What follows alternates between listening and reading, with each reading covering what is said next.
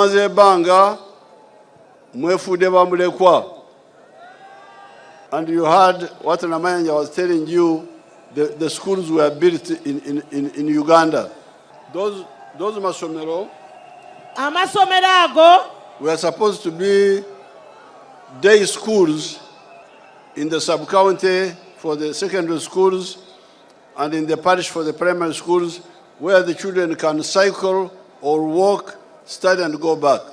Amasomero ago galina okubeera aga secondary mu Gombolola nga mulimu essomero okumpi ate kumuluka nga kuliko erya primary abaana we basobola okutambula n'ebigere ne batuuka nga ategadde siga kusulayo and study free.